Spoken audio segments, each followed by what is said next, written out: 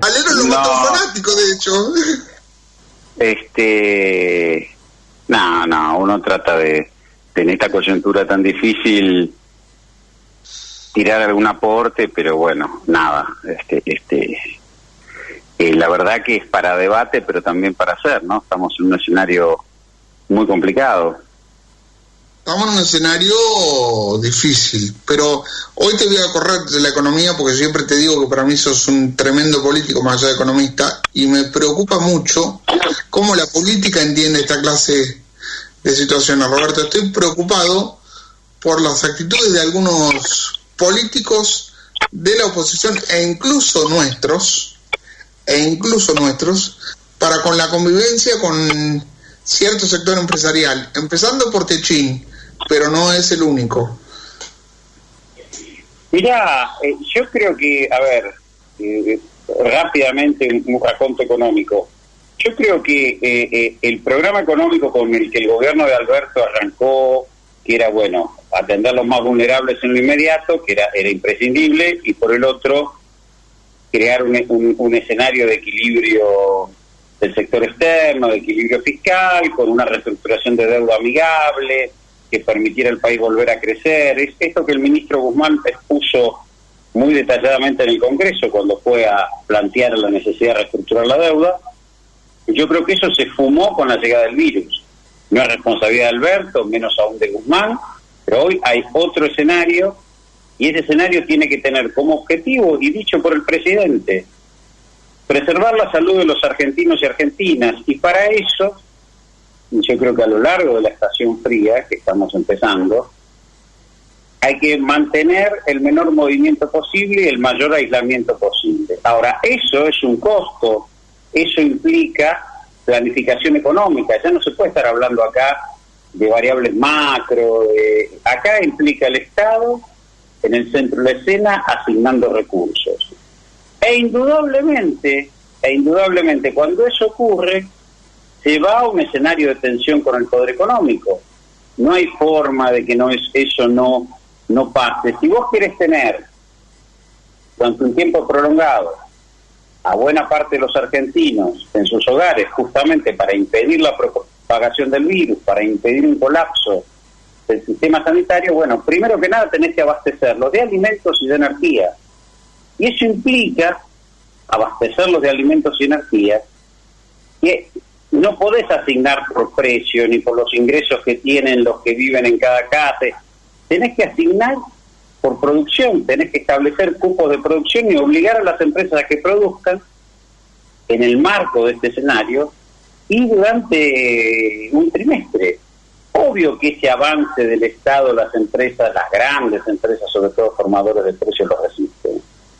Obvio que lo resisten. Y las respuestas son el despido, forzar pensiones como las que, recién me estoy enterando de lo que pasa en el frigorífico de Quilmes.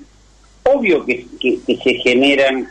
Ahora, el Estado no puede perder de vista que acá los argentinos tienen que estar abastecidos de 8 millones de toneladas de trigo al año para comer pan todos, 13 millones y medio de litros de leche, tienen que comer 60 kilos de carne por año, carne vacuna, más otro tanto de pollo, cerdo y demás, hasta redondear 100, 105 kilos de carne.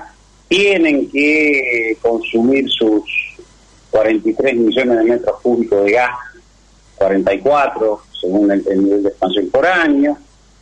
Tienen que consumir los kilowatts que tienen que consumir. Y eso hoy, a diferencia de otro momento que asignaba por tarifas, por precios, discutías, hoy lo tiene que asignar el Estado y tiene que hacerlo en el marco de una concertación, y me parece que no se puede dudar. Es lo mismo que la relación con los bancos. No podemos esperar que los bancos asignen crédito. El Estado tiene, a través del Banco Central, su herramienta, forzar la asignación de crédito y tender un puente financiero en esta etapa. Que el empresario pyme sepa que este crédito que le permite cubrir por ahí la nómina salarial de un par de meses lo va a poder pagar en 24 cuotas, va a tener comodidad. Digo, como han hecho y están haciendo todos los países del mundo. ¿O acaso cuando vino el crack del 2009, Obama emitió dólares, se lo dio a los bancos? Estuvo mal, pero digo, fue forzando una licuación de deudas para impedir un crack generalizado. Bueno, esto es lo mismo. A ver, Roberto, pero si el gobierno nacional le saca los encajes, se los da a los bancos, le dice prestalo, los bancos no lo prestan, ¿qué más podemos hacer? ¿Qué más se puede hacer vos que sabés de eso? Entonces vos lo que tenés que hacer es poner los encajes en el 100%, llevar la tasa de encaje al 100% y ser directamente el Banco Central el que les dice, bueno, vos vas a integrar el encaje con los créditos que des y le va asignando cupo de crédito. Y tendrá que los bancos estar obligados a prestar y a descontar los depósitos. ¿Qué vas a hacer? Digamos, si nosotros decimos, bueno, bajamos los LELIQ, dejamos liquidez para que los bancos presten, y los bancos no prestan, bueno, poner el encaje en el 100%, entra a manejarle directamente la liquidez a los bancos y lo vas liberando contra los créditos que den. Digo, hay mecanismos y hay herramientas. Yo no me quería meter en lo instrumental, pero hay herramientas. Acá tiene que haber... Hay una herramienta concreta, decimos, hay una forma de hacerlo. Sí, por supuesto, pones el encaje en el 100%. Y el banco tiene todos sus depósitos encajados, no puede prestar, y vos le vas asignando cupos de crédito. Y el que no preste va a perder plata. Digo, ese es el gobierno nacional podría controlar a quién se le presta y a quién no, de acuerdo en cualquier banco, sí, digamos. Absolutamente. La muy denostada ley de entidades financieras, que sí, yo comparto que hay que cambiarla, siempre tuve dudas, le da mucho poder al Banco Central. El Banco Central puede fijar la capacidad de préstamo a los bancos.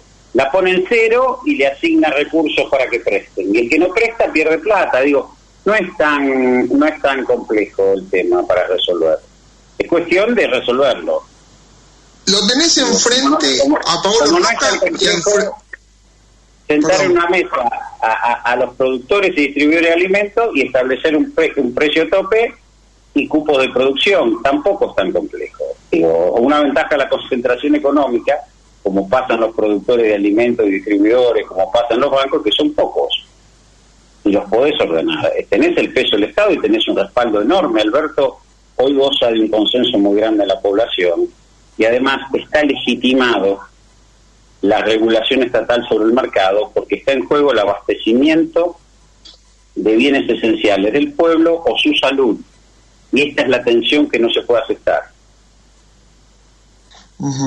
Te pregunto, ¿lo tenés enfrente a Pablo Roca, Alfredo Coto y al dueño del frigorífico de Quilmes? ¿Qué les decís? Mirá, yo no me quiero poner a sustituir lo que tienen que decir los funcionarios. Lo primero que tenés que establecer, en el caso concreto de Techint, hay un director del Estado, que lamentablemente no fue recambiado, pero hay un director del Estado que es el que tiene que tener el cálculo de recursos y gastos y explicarle a Techint que no puede, porque no es concebible de ningún modo que una nómina salarial de 1.500 personas, 1.490 creo que son trabajadores, pueda ser puesta en tela de juicio. Digo, tenés un director del Estado que tiene que obrar como un veedor de los intereses del Estado más allá de la rentabilidad de la empresa y proteger esos trabajadores.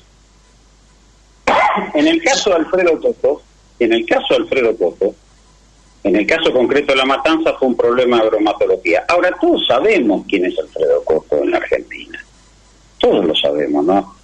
Los decisores políticos, o los que son referentes políticos, o los que tenemos recorrido político, sabemos su recorrido, la concentración económica, el manejo de los precios, la financiarización que hace de su supermercado. Bueno, digo, hay ley de abastecimiento, y la ley de abastecimiento prevé sanciones muy duras, hasta inclusive el arresto. Entonces digo, acá no puede haber discusión, porque si entramos en la discusión de determinadas cuestiones, no vamos a ninguna parte. Mira, yo te pongo el ejemplo de Amado Boudou.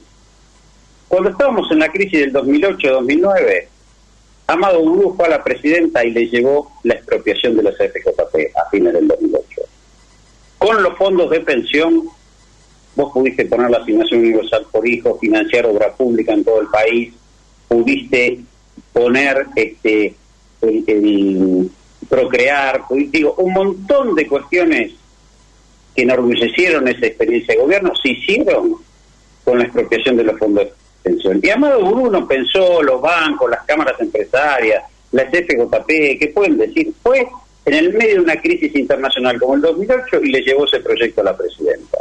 Y después, en el 2009, a mí ya me tocó acompañarlo como viceministro de Economía, estaba en discusión si Argentina iba a sufrir un ajuste fiscal por imperio de la crisis o había que usar las reservas excedentes para pagar deuda y aliviar ese frente. Y Amado Boudou no dudó. Dio su batalla en ese momento contra el presidente del Banco Central, que era Martín Redrado, y utilizó las reservas para pagar y permitió que Argentina creciera. Es decir, un funcionario que no dudó.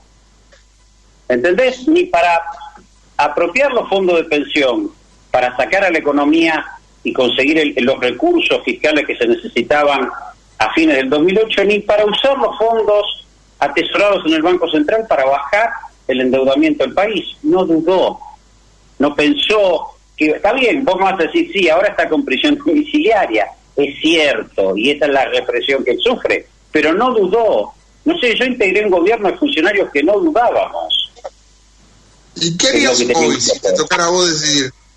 ¿Qué harías hoy si te tocara decidir? ¿Cuál es poner al Estado, y lo que está pasando en todo el mundo, poner al Estado como planificador. Vos hoy tenés que asegurarle a los argentinos que se queden en la casa, o por lo menos que se muevan lo menos posible. Ahora no le podés decir que se queden en la casa y padezcan penurias. Tenés que decirle que se queden en la casa y que el Estado te va a garantizar alimento, te va a garantizar energía, te va a garantizar el techo y te va a garantizar que no vas a perder tu trabajo. Y después vamos a ir viendo cómo se recompone la economía. Pero vos no podés... ¿Perdón? Dame tres acciones concretas que harías hoy, aunque fueran ya te dije, primero para que esto pase. Una concertación social, precios, salarios y despidos, empleo. Eso es lo primero que habría que hacer. Tendrías que convocar a los formadores de mercado, a los hacedores de mercado en alimentos y exigirle cupos de producción sin discutir tasa de ganancia. Tendrías que sentar a los bancos y decirle, bueno, si no prestan, encaje del 100% de depósitos y empieza a prestar el Banco Central por cuenta y orden del Banco Central. Tendrías que sentar a las energéticas y decir, no, que acumulamos la factura, que el que no puede, que le corto, por 90 días no se factura luz y gas. Y listo. Y después vemos. Hay medidas concretas para adoptar, ¿cómo no? Y a lo que te dicen que Macron que era el demonio rojo, ahora Trotsky, Macron no. Puso al Estado en el centro de la escena, dijo, si no Francia se me va el demonio. Y a los que te dicen que con eso se te van los grandes empresarios, que sin los grandes empresarios no hay inversión, etcétera, ¿cuál es la respuesta? Y la respuesta son los 100.000 millones de dólares blanqueados que están en el exterior, las 950 cuentas que encontraron ahora. Digo, acá hay una cúpula empresarial que la Argentina la considera buena para hacer negocios, pero no para dejar la plata acá. Entonces digo, no, todo ese tipo de cosas, digo, no. Acá tuviste un gobierno pro mercado, si lo hubo, como el de Macri, y la tasa de inversión fue la más baja de la historia. Entonces no caigamos. Por suerte, ¿sabes qué? Estos comportamientos de la cúpula empresaria estuvieron siempre. Lo que pasa que ahora se los puede exponer y visibilizar, y no tienen legitimidad, por más que gasten fortunas en voceros mediáticos. Eso es lo más maravilloso que hay ahora. Hoy vos tenés legitimidad para imponer la obligación que los argentinos estén abastecidos de bienes esenciales. Y este es el cambio sustancial. Y es la oportunidad que hay que aprovechar. ¿Te complico mucho si te pido 3 nombres de la cúpula empresarial para aquellos que no están tan informados? Bueno, a ver, vos hoy tenés el mercado de abastecimiento de leche, Serenísima, el mercado de acero y metalurgia, Techín, en los mercados de distribuidores de alimentos, Coto, Carrefour.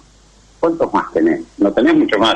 En pan tenés Bimbo, en frigoríficos tenés 4 o 5, ahora no quiero tirar un nombre apurado ahora porque sé que hubo cambios en esa cúpula, Pero digo, la cúpula empresarial, yo no tengo problema. Vos tenés, a ver, Santander y Banco Bilbao Vizcaya, dos bancos españoles, Telefónica, te puedo nombrar más todavía, Pagano, qué sé yo.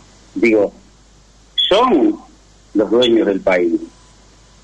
Entonces, ¿A vos te ha tocado negociar con ellos? ¿Son invencibles? No, por supuesto que no lo son. No, acá no es una guerra, quién gana, quién no gana. Es un problema de asignación de recursos. Si vos tenés el poder del Estado, si el Estado no puede regular los mercados, y yo sé que es una dificultad y es una pelea, yo creo que estamos en un problema. Porque ¿sabés qué pasa acá, Jorge? No se trata de un proceso de expansión económica cuando la economía crece y vos lo que discutís es cómo se reparte el crecimiento. Porque para eso tenés los gremios, tenés algunos mecanismos de distribución desde el Estado. Acá estamos hablando de ordenar la producción para que se muera la menor cantidad de argentinos por el coronavirus. Es otra discusión. Entonces, yo no hablo de invencibilidades. Yo lo que aprendí es que cuando los funcionarios de la nación tienen objetivos claros, liderazgo y demás, el poder económico enfrenta, pero digo, acá se decía que 3 tapas de Clarín golpeaban el gobierno y vimos que no. Acá se decía que no se podía renegociar con el capital financiero y durante 10 años la deuda no era un problema y vimos que no. Entonces digo, tomemos esos ejemplos. Ya te lo digo, Amado Boudou fue y le dijo, presidenta, si no nos apropiamos de los fondos de pensión, en este momento no podemos afrontar la crisis del 2008. Y después fue y dijo, presidenta, si no tenemos las reservas excedentes del Banco Central para cancelar los vencimientos, se nos cae abajo la reestructuración y vamos a tener problemas en el sector externo. O hay que hacer un ajuste. Yo lo viví, eso no me lo contó nadie, yo estaba ahí. Esta es la que me tocó vivir a mí. Ahí tenés te voy a llevar a un tema que tiene que ver más conmigo que con vos, pero sos un tipo que conoce mucho, así que te lo pregunto y lo charlamos juntos en tal caso. ¿Cómo haces tomando esa clase de medidas para que no te construyan una conciencia social que te juegue en contra? Cacerolas, Bullrich, Marcos Peña, hoy no. Hoy no. Bueno, eso es lo que se llama, a ver, el peronismo tiene un olfato muy grande para leer el mundo. No, Bismarck decía, y después lo tomó Perón, que la política interna es en realidad la política internacional, y en parte es cierto. Y si vos mirás las experiencias peronistas, Perón gobernó después de la Guerra Fría, al inicio de la Guerra Fría, cuando el mundo era bipolar, y gobernó de un determinado modo y condujo a la Argentina en ese escenario. Menem condujo cuando el mundo se hizo unipolar al final de la Guerra Fría y condujo de determinado modo, con más sombras que luces, pero condujo. Néstor y Cristina condujeron el retorno al mundo multipolar después del atentado de las Torres Gemelas y condujeron. Te hablo de las 3 décadas peronistas. Hoy el mundo, hay que leer el mundo avala hoy el retorno del Estado como asignador de recursos. Lo está avalando, y vos fijate que los estados que emergen, por lo menos hasta ahora, con mayor grado de legitimación por el manejo de la crisis, son aquellos estados donde mayor presencia estatal, aquellos gobiernos donde mayor presencia estatal en el manejo de la economía y la sociedad hay. Y me parece que hoy el mundo está avalando una discusión, me parece que la construcción, la salida de la crisis del 2008 en el capitalismo, lo único que se vio que llevó a construir otra burbuja. Y esa burbuja, que estalla conjuntamente con la expansión del virus, es falta de oferta hacia el mundo. Entonces, hoy hay una discusión. Buena parte de los estados de bienestar disueltos en Europa, que lo está pagando España e Italia, tiene que ver con el ajuste que hicieron después de la crisis del 2008. Se eligieron el camino del ajuste, se eligieron el camino a la austeridad, y las consecuencias se están viendo. Entonces, me parece que lo que ha puesto el virus es que vivienda, salud, educación, alimento, energía no son bienes de mercado, son bienes que tiene que proveer el Estado. Y eso te legitima. El mundo sí, los medios de Argentina no, Bueno, ya te dije, antes te decía, no, 3 tapas Clarín, voltea en el gobierno. No pasa. No pasa. No hablemos de cosas que no pasan. Vos decís que estamos en condiciones de construir una opinión pública distinta. Yo creo en el pueblo. El pueblo acompañó la coalición al peronismo unido para clausuró la experiencia macrista, a pesar de haber sido un gobierno que tenía todo a favor en términos de poder económico, de medios, y sin embargo fue a las urnas y lo sepultó en la primera vuelta, mirá, y fue un gobierno que el Fondo Monetario Internacional en junio del 2018, acá nomás, le dio 45.000 millones de dólares, tuvo 45.000 millones de dólares frescos, entre junio del 18 y agosto del 19, y lo sepultaron en las urnas. No nos equivocamos. ¿Hay algo que no te haya preguntado y quieras decir para cerrar?